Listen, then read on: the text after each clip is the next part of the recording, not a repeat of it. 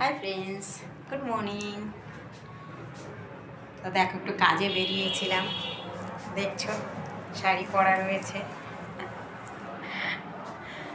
একটু সেজেছিলাম না, একটা বাড়িতে অনুষ্ঠান ছিল তাই। শাড়িটা এদিকে আসার পথে বাজারও করে নিচ্ছি।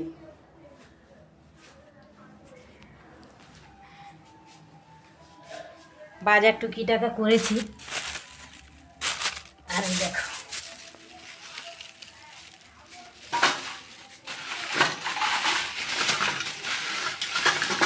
সকালবেলা হলেই না সবার একটা কি রান্না হবে, কি খাওয়া হবে, একটা মায়ের কলরবের ব্যাপার যে কী হবে সকালবেলা।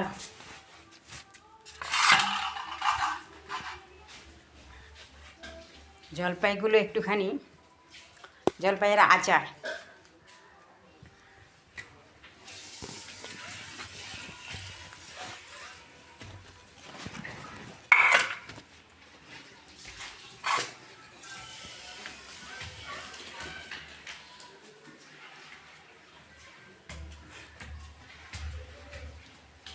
আচারগুলো একটু রোদে দেব, ধুয়ে রেখেছি কিন্তু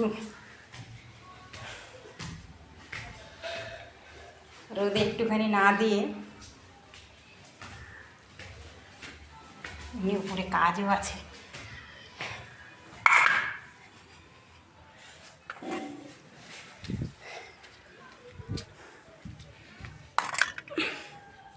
জলটাও দিয়ে দিয়েছি, জামা কাপড় সব সকালবেলা এসে ধুয়ে দিয়েছি, শুকিয়ে গেছে।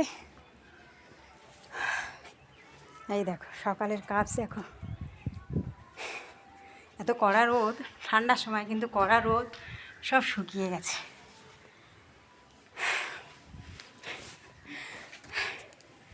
তো একটা জায়গায় গেছিলাম বললাম,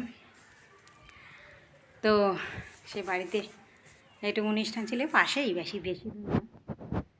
দেখো বাড়িতে এসে কাজকর্ম শুরু হয়ে গেল, এখনও রান্না করা তেমন কিছু হয়নি। এই জলপাইয়ের একটু আচার করবো বলে এটাকে দিয়ে শুরু করছি।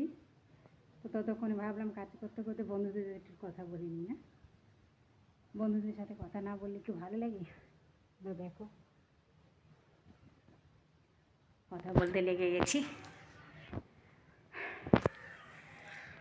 তো দেখো দৌড়ঝাঁপ কীরকম বলো, জীবন আমার চলে, প্রতিদিনের ব্যাপার এটা, দৌড়ঝাঁপ দৌড়ঝাঁপ।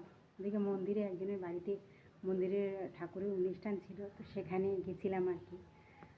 তোমাদের দেখানো হয়নি, দেখাবো। সুন্দর চাদর কিনে দিয়েছি তাদের বাবা মায়ের জন্য আর কি। তো দিয়ে দৌড়ঝাঁপ করে চলে এসেছি, এসে সকালবেলায় এসে গেছি, এসে কাপড় জামা মানে আবার একটু যেতে হবে, যে সকালবেলা গেছিলাম এই রাতে, আর এসে আবার একটুখানি যাবো। তো সকালে কাজকর্ম সেরে একবার একটুখানি পরে যাবো, তো রান্নাবাড়া একটু সেরে নিই, তো সেই জন্য করে।